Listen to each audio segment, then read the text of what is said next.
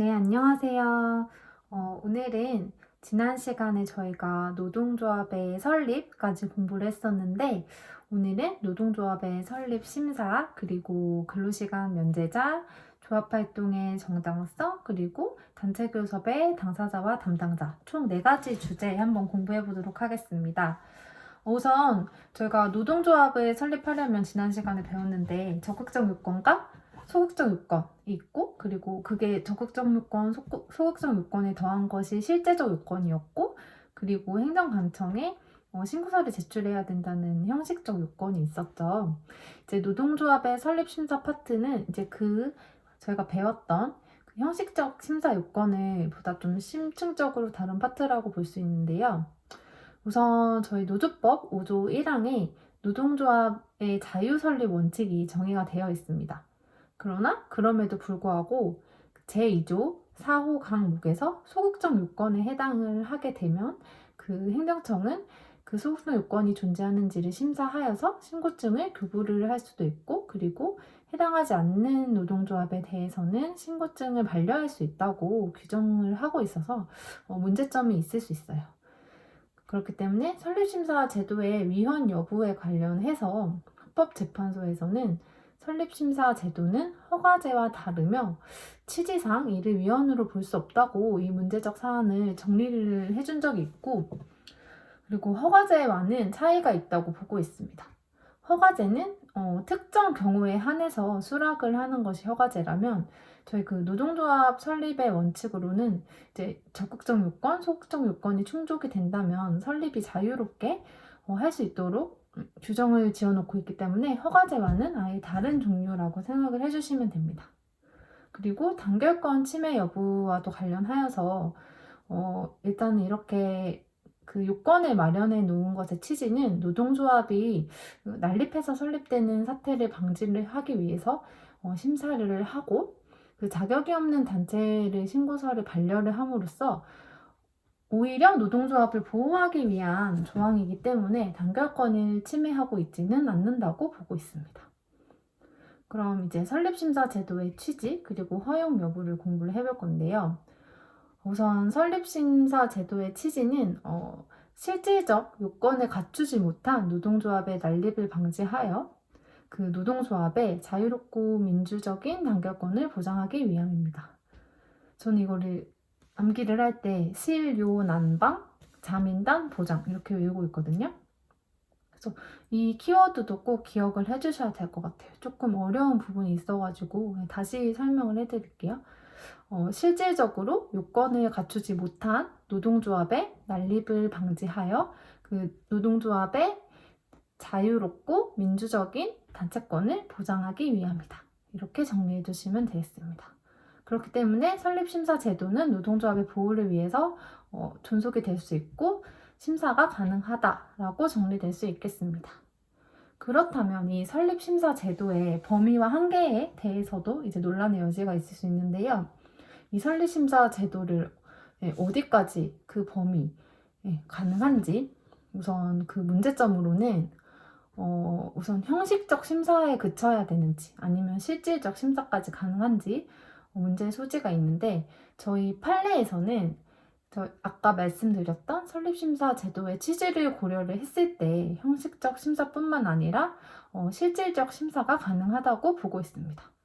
그러나 실질적 심사를 너무 광범위하게 그 심사권을 인정을 하게 된다면 이런 자유설립 제도가 허가제도로 변질될 수 있는 우려가 있고, 그리고 노동조합을 설립신고를 할 때 제출 서류가 2개밖에 없잖아요. 설립신고서, 규약 이렇게만 규정이 되어 있고, 그리고 행정관청이 3일 이내에는 신고증을 접수증을 교부하도록 규정이 되어 있기 때문에 너무나 광범위한 심사권을 인정해버리면 허가제로 변질될 수 있다. 그렇기 때문에 원칙은 일단은 제출된 서류를 기준으로 소극적 여부에 해당하는지를 설립심사 범위를 판단을 해야 되고, 예외적으로 접수 당시에 문제가 된다고 볼 만한 객관적인 사정이 있는 경우에 한해서 그 서류 외의 사항에 대해서 실질적인 심사가 가능하다고 규정을 하고 있습니다. 우선 뭐 검토 의견을 작성하실 때에는 일단 원칙적으로 형식적 심사를 하고 있고, 그리고 예외적인 상황에 한해서 실질적인 심사를 하고 있는 대법원의 태도가 타당하다는 정도만 작성해 주시면 될 것 같습니다. 그렇기 때문에 우선 심사 범위의 적법성부터 먼저 따지셔야 되고요. 그 다음에 이제 반려 사유의 적법성을 검토하시면 되겠습니다. 그러면 이제 다음으로는 근로시간 면제자로 공부를 해볼게요. 근로시간 면제자는 우선 노동조합법 24조 2항을 기억을 해주셔야 됩니다. 근로시간 면제자의 정의부터 한번 공부를 해볼게요. 근로시간 면제자란 그 단체 협약이나 사용자의 동의로 인해서 사용자가 급여를 지급을 하는 근로자가 이제 근로계약에서 정한 소급적인 소정 근로를 하지 않고 이제 노조 업무에만 종사하는 사람은 근로시간 면제자라고 보고 있습니다. 우선 근로시간 면제 제도의 취지는 이제 노동조합이 경제적으로 사용자에게 의존하는 것을 막고 노동조합의 자주성을 확보를 하기 위해서고, 그리고 지금은 없어진 제도인데 노조 전임 제도라고 있었어요. 이것까지 알 필요는 없으실 것 같고, 이제 노조 전임 제도의 순기능을 고려하고, 그리고 근로시간 면제 활동을 통해 노조 활동을 계속 보장하기 위해서 일정한 한도 내에서 근로시간 면제자 제도를 인정을 하고 있습니다. 그러고 또 동법 제24조 3항에서는 정당한 노조 활동 제한의 금지라는 규정을 하고 있어요. 이제 노조 근로자가 정당한 노조 활동을 하고 있을 때는 사용자가 그 관련돼서 제한을 하면 안 된다는 노동 근로시간 면제자를 보호하는 규정을 두고 있고요. 그리고 이제 면제가 허용되는 근로시간을 한번 살펴보자면, 우선 그 근로시간 면제자의 근로시간을 산정을 할 때 소정 근로시간으로만 엄격하게 제한하면 임금의 손실이 불가피할 수가 있거든요. 그렇기 때문에 반드시 소정 근로시간으로 한정을 할 게 아니라 일반 근로자가 통상 제공하는 근로시간을 반영할 필요가 있다라고 보고 있습니다. 그렇다면 이제 근로시간 면제자의 근로시간은 이제 일반 근로자의 통상 제공 근로시간을 반영하는 정도라고 규정이 됐다면, 이제 근로시간 면제자의 급여의 성질과 평균임금은 어떻게 될지 한번 볼게요. 근로시간 면제자가 지급받는 그 사용자에게 지급받는 그 급여가 임금으로 볼 수 있을지, 그리고 만약에 그 근로시간 면제자가 퇴직을 할 때 평균 임금을 어떻게 산정을 해야 되는지 이제 문제의 소지가 있을 수 있겠죠. 이런 문제에 대해서 저희 일단 판례는 임금과 평균 임금을 두 가지로 나누어서 설명을 해주고 있습니다. 우선은 임금에 해당한다고 보고 있어요. 만약에 그 근로자가 근로시간 면제자로 지정이 되지 않았을 경우에 일반 근로자로 근무하였더라면 동일하고 유사한 직급을 가진 그런 사람의 그 통상 근로시간의 조건을 기준으로 받는 급여 수준을 비교해서 사회통념상 수긍할 정도로 합리적으로 사회통념상 수긍할 만한 합리적 범위를 초과하지 않는 정도로 가다하지 않는 그 정도라면 이제 근로의 대가가 되고 성질상 임금이라고 보고 있습니다. 그러면 사회통념상 수긍할 정도로 합당하지 못하게 초과를 하게 되는 경우에는 이제 그 초과 임금에 관해서는 임금이 아니라고 보고 있어요. 그리고 평균 임금 역시 마찬가지로 지급받는 급여를 기준으로 아까 과다하게 책정이 되었다면 그것은 임금이 아니라고 보기 때문에 그 부분은 초과 급여 부분은 평균 임금 산정에서도 제외해야 된다고 보고 있습니다.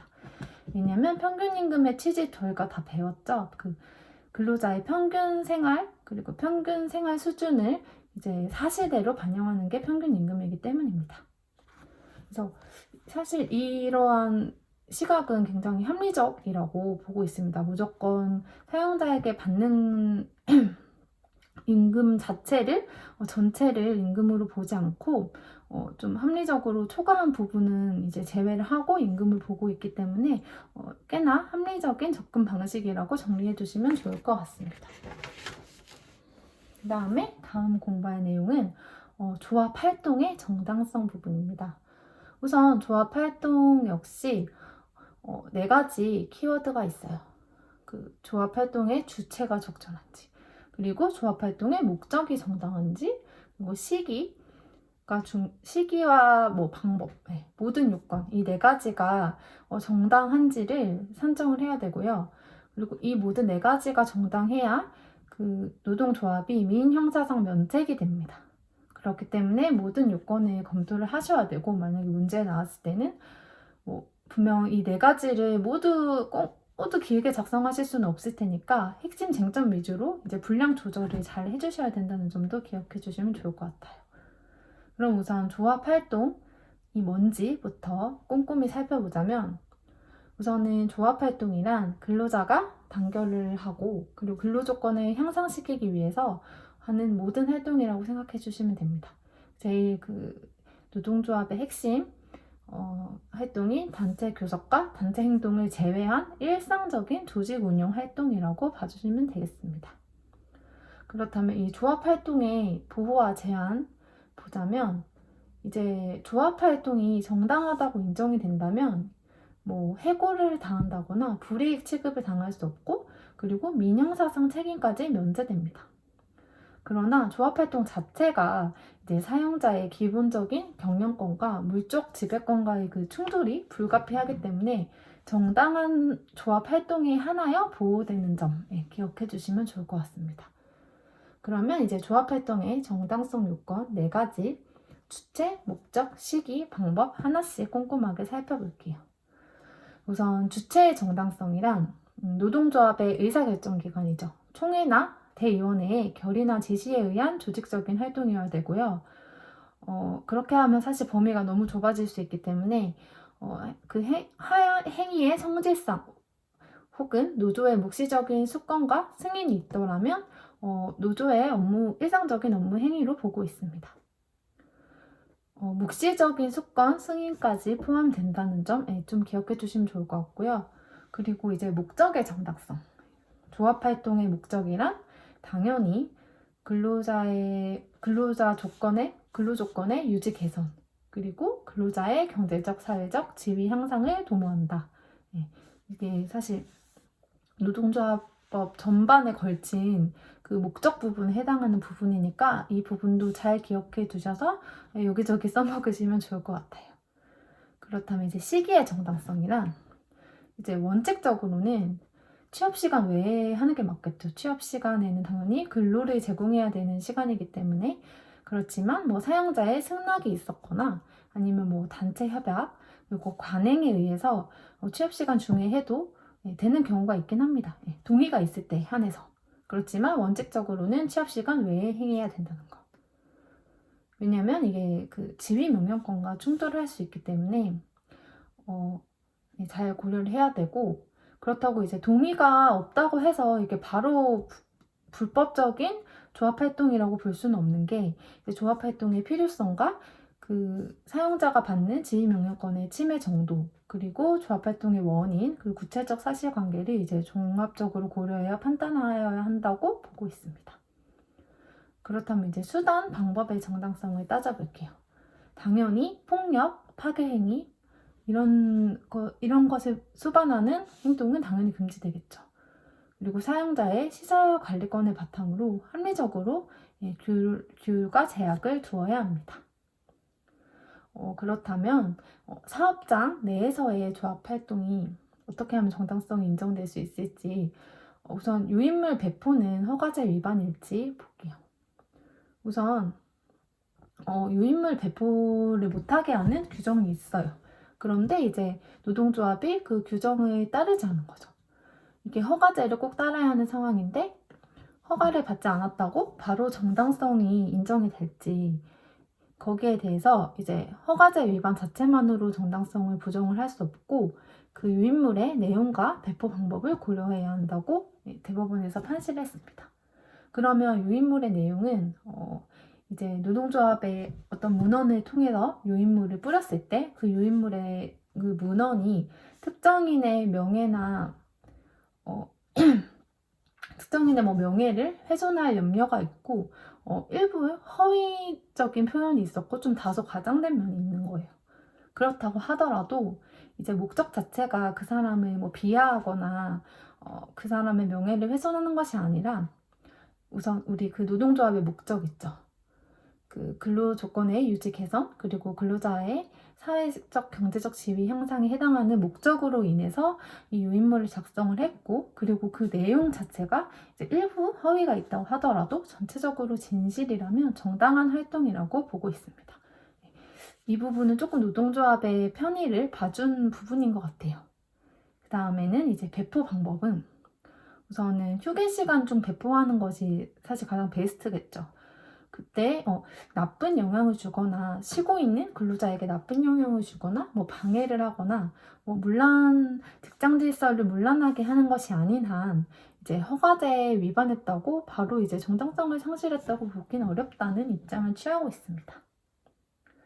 그 다음에 이제 리본 등의 복장 착용을 관련해서 업종, 직무 내용, 직장의 양상, 리본 착용의 태양 등 구체적인 사정을 고려해서 근로자 제공에 지장이 없고 그리고 사용자의 업무에 지장이 없으면 정당한 조합 활동이라고 보고 있습니다. 그 한 예시로 그 병원 직원들이 그 사용자의 승인이 없이 그런 간호복, 위생복 위에 이제 주황색 셔츠를 착용을 하고 이제 근무를 하신 거예요. 그런 이제 노조 활동에 그런 슬로건이 적힌 뭐 리본 같은 거 이제 착용을 하고 근무를 하셨는데 이 부분에 있어서는 이제 병원에 근무하시는 직원분들이니까 이제 환자들이 있을 거잖아요. 그 환자들이 이제 그러한 복장을 보고 불안감을 느낄 수 있고 그리고 병원 내의 분위기가 사실 정숙하고 안정적인 분위기이기 때문에 이런 분위기를 해칠 수 있기 때문에 이 병원 직원들이 했던 뭐 리본 등의 복장 착용 관련해서는 그 노조 활동의 정당성이 부정된 바가 있으니 이 부분도 참고해 주시면 좋겠습니다. 그리고 사업장 외의 활동에 관해서는 이제 근로계약상 성실 의무를 위반하지 않아야지 정당성이 인정이 되고 그리고 폭력, 파괴 행위를 수반한 조합 활동은 당연히 정당성이 인정되지 않고 형사처벌 대상이 됩니다. 네, 지금까지 이제 조합 활동의 정당성 공부해봤는데 조합 활동의 정당성이 이번에 제가 좀 나올 수 있을 것 같아서 이번에 2022년 시험에 나올 수 있을 것 같아서 그 4가지 요건들 사실 좀 쉽잖아요. 4가지 요건들 잘 기억해 두시고 특히 수단 방법의 정당성 부분에서 그 유인물 내용과 배포 방법 이 부분 또 잘 기억해 두시면 좋을 것 같습니다. 자, 이제 그러면 단체 교섭의 당사자와 담당자 부분 공부해 보도록 하겠습니다. 우선 체크포인트 1번 보자면 이제 단체 교섭은 노조법 30조에 따라서 이제 성실하게 하여하는 것이 원칙이고 그리고 두 번째 노동조합이 요구하는 단체 교섭에 하자가 있어요. 그렇다면 당연히 사용자 거부가 가능하겠죠. 무조건 노동자가 요구하는 사항을 사용자가 단체 교섭을 해야 되는 건 아니잖아요. 자유교섭의 원칙에 따라. 그리고 정당한 이유가 존재한다면 그 거부에 부당 노동행위가 아니라는 점. 네. 좀 당연하지만 이제 공부를 하다 보면 너무 노동조합 입장에 이입되는 경우가 많기 때문에 이 부분도 좀 잘 기억해 주시고요. 그리고 단체 교섭의 주체는 이제 헌법상 단체 교섭권에 근거해서 독자적인 교섭 권한을 인정할 수 있는지 여부를 따진다는 점. 이 3가지 한번 생각해 보시고 이제 공부 시작해 보도록 하겠습니다. 우선 단체 교섭의 당사자와 담당자 2가지로 나뉜다고 했는데요. 당사자는 뭘까요? 당사자는 그 자기 이름을 걸고 단체 교섭을 하고 단체 협약을 체결할 수 있는 자라고 의의가 있습니다. 노동조합법 29조, 30조 참고해 주시면 돼요. 그렇기 때문에 노동조합은 그 자체가 단체 교섭을 하고 단체 협약을 체결할 수 있는 자기 때문에 그 자체가 단체 교섭의 당사자가 되고 사용자는 사용자 아니면 사용자 단체가 단체 교섭의 당사자가 될 수 있습니다. 그러면 이제 노동조합에도 종류가 굉장히 많기 때문에 하나씩 따져볼게요. 우선 단위 노동조합.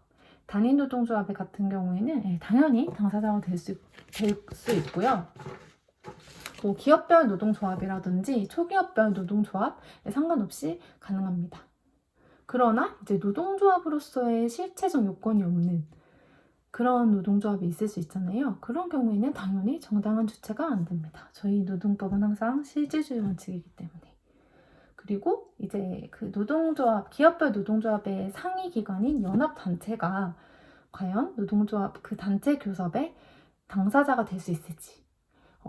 당연히 연합단체 역시 그 단체에 대한 독자적인 상의를 하는 교섭이라면 교섭 권한이 있다고 보고요. 그렇지만 보통 이제 기업별 단위 노조가 그 대각선 교섭을 하는 경우가 많기 때문에 기업별 단위 노조가 이제 위임을 하게 된다면 그 연합단체에 그 위임된 범위 안에서만 권한이 있고, 그리고 위임된 후라도 그 단위 노조의 단체 교섭 권한은 이제 여전히 중복해서 경합적으로 남아 있는 거, 이것도 잘 기억해 주시면 좋을 것 같습니다. 그 다음에 이제 단위 노조의 지부 분해, 단위 노조의 산하 조직 역시 단체 교섭의 당사자가 될 수 있을까요? 우선 문제점으로는 이제 지부 분해가 일단은 노동조합이라고 보기가 힘든 경우가 있기 때문에 이렇게 사용자와 단체 교섭이 가능한지에 관해서 우리 판례는 이제 노동조합의 지부 분해라고 하더라도 독자적인 규약을 가지고 집행기관을 가지고 있고, 그리고 독자적으로 활동을 하고 있다면 그 단위 노조의 지부 분해가 가지는 고유한 사항에 관해서 독자적으로 단체 교섭을 할 수도 있고 단체 협약을 체결할 수도 있다라고 규정을 하고 있습니다. 지부 분해라서 설립 신고의 여부에는 영향을 받지 않고 하부 조직의 단체 교섭권을 일부 인정을 하고 있어요. 왜냐면 이제 한국의 실정상 기존의 기업별 노조가 그 연합단체 산하로 들어가는 경우가 많기 때문에 현실을 반영한 이런 대법원의 판례라고 보시면 되겠습니다. 그렇다면 이런 지부분해 이외에 법 외의 노조는 어떨까요? 법의 노조는 실질적 요건은 모두 갖추었으나 이제 형식적 요건은 갖추지 못해서 그 행정청으로부터 노동조합이라고 인정을 못 받은 조직들이 있잖아요. 그런 조직들을 법의 노조라고 하고 있거든요. 설립신고증을 못 받은. 그렇지만 이런 그 형식적인 요건을 갖추지 못하고 하더라도 노동상권의 향유 주체가 안 되진 않기 때문에, 이것도 저희 앞 시간에 배웠었거든요. 노동상권을 향유할 수 있는 주체입니다. 그렇기 때문에 당연히 단체 교섭의 당사자가 될 수 있습니다. 그렇다면 이번에는 사용자 측을 살펴볼게요. 우선 교섭 당사자로서의 사용자는 저희 노조법 2조 2항에 규정되어 있는 사업주, 사업 경영 담당자, 그리고 사업주를 위해 행동하는 자, 이분들 모두 이제 사용자라고 될 수 있고요. 그러나 이제 대법원에서 교섭 담당자로서의 사용자는 사용 종속 관계에 있는 자라고 한정을 짓고 있습니다. 그렇기 때문에 근로 제공과 임금을 대가하는 그런 목적을 가진 명시적, 묵시적 근로계약 관계에 있는 자만이 사용자라고 규정을 하고 있습니다. 그렇기 때문에 이제 노조법 2조 2호에서 정의하고 있는 사용자에 비해서 범위가 조금 좁다고 보시면 되겠죠. 기억해 두실 포인트가 사용 종속 관계에 있는 자, 명시적, 묵시적 근로계약 관계에 있는 자, 이 두 가지 잘 현출을 해주시면 좋겠습니다. 그 다음엔 이제 사용자 단체예요. 이제 노조법 2조 3호에서는 노동관계에 관해서 사용자에 대해 조정, 규제, 권한을 가진 사용자의 단체라고 규정을 하고 있는데요. 우선은 조정, 규제권을 갖기 위해서는 사용자 단체가 그 노조와 목적도 일치를 해야 되고 각 사용자에 관한 통제력도 갖고 있어야 됩니다. 그럼 이렇게 당사자, 좀 쉬운 편이죠?